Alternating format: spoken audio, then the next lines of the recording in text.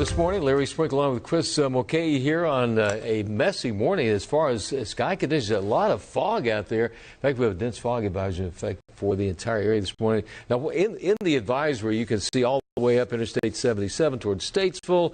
That does include Charlotte, Monroe, all the way into South Carolina. I would say you could probably expand that out even more. Yeah. Traveling today certainly has been an issue with some of that fog, Chris. Yeah, and it's weird, though. I feel like on the foggy mornings, I have the least amount of accidents. Which is good. People slow down, I think right? It's a slower impact, or at least the severity of the accidents go down. But let's go across the area and show you some of that fog. So you can see here on I-77, as you're approaching 485, you can barely see across the road. So that does show the visibilities are still down below a quarter mile or so. So that's going to be the big deal for this morning. Going forward, though, it's just going to be a waiting game trying to get rid of this fog. Here is US 74. This is right around Monroe. South Charlotte seeing very foggy conditions there, but there are some improvements. Not necessarily seeing here in Boone. You're still seeing, like, up the road, it's still starting to reduce visibilities, but around the 485 loop, you notice that one of these doesn't go with the other.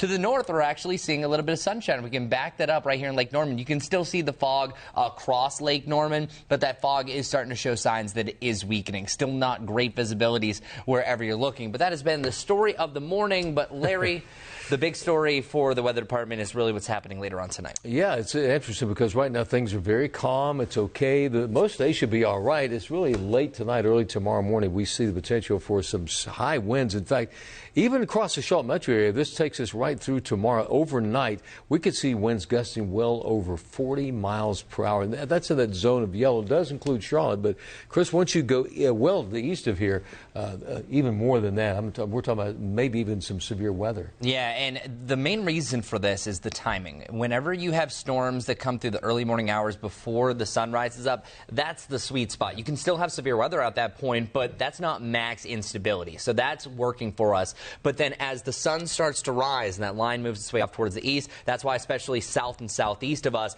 better chance for severe weather. Even a little bit of twist to the atmosphere will be that possibility. But for us, really, hour by hour, we're looking at rain, but the mountain's looking at snow. I mean, it's amazing. Here we are. You can almost categorically say that every year in March, there's madness in weather. And this right here, it looks like the middle of winter. We're talking about a winter weather advisory that includes Boone up towards Ashe County. That would be Jefferson, West Jefferson, that area. Then you go over towards Mitchell County, all the way down just north of Asheville, a winter storm warning. Yes. In effect, you thought you were done, right? It is certainly not over. We're talking about, in some areas, a decent amount of snowfall in those spots up there. It didn't show up on that particular graphic, but you can talk about the amount of snow that some of these areas get. This happened to me yesterday. That graphic does not like to operate. It was actually twice during the noon yesterday. I was like, here's your snow totals. Just kidding. So on that map, there's usually a white shading there that will show about up to an inch. I think if you're watching from Blowing Rock, Banner Elk, Boone, I think you're only going to see like less than an inch mark because we've still been warm enough that this isn't going to be a big deal. But now as you're marching up the mountain, especially on the Tennessee side of things, there you could see 2 to 4 plus inches of snow easily, but at least for more of the populated areas, not as much. So I mean, some of the ski slopes, once you get up to that Grandfather Mountain, Beach Mountain, Sugar Mountain elevation, they could get a couple inches of it. Still pretty excited to see that. So they have the snow here. And then in the I know a lot of people wonder, what about these winds gusting in the mountains? This is another issue. They're going to see some winds gusting tomorrow overnight, up to almost 50-mile-per-hour winds up there. So, and this is all responsible for, we're getting super nerdy here, called the upper level jet. So about a mile up, sometimes it's really strong winds that come before a cold front. So without any thunderstorm potential, we're still seeing winds range from 30 to 50 miles per hour on their own. It's just that some of these thunderstorms could try to double those winds, mainly from the 30-mile-per-hour range. So that's why we do have that severe risk, even though I think most of it should be southeast of us. Regardless, you might be woken up by some thunder overnight tonight. I think that's really going to be the issue. You're going to go to bed, things are calm. There may be some light rain this evening, but as you get to that 2 a.m. to about 5, 6 a.m. time frame, loud thunder, lightning, gusty winds at that time. So when you go, make sure you have everything in order before you go to bed. I would say the lawn furniture, maybe have that covered up and tied down,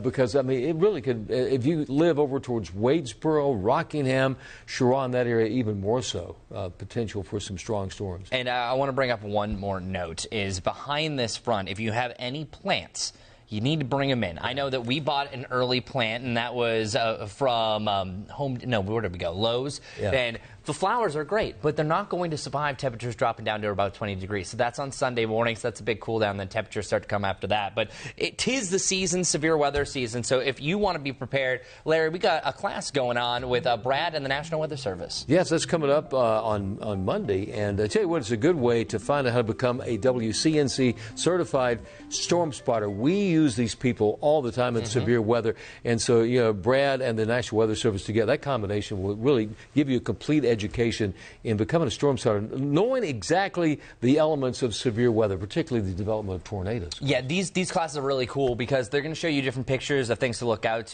for, such as the shelf clouds, the rotating wall clouds. So kind of give you a better chance to be more prepared when the weather is turning severe. But we're going to end on a good note. We mentioned that the fog was breaking. Yeah. Eric, if you can bring up that view camera.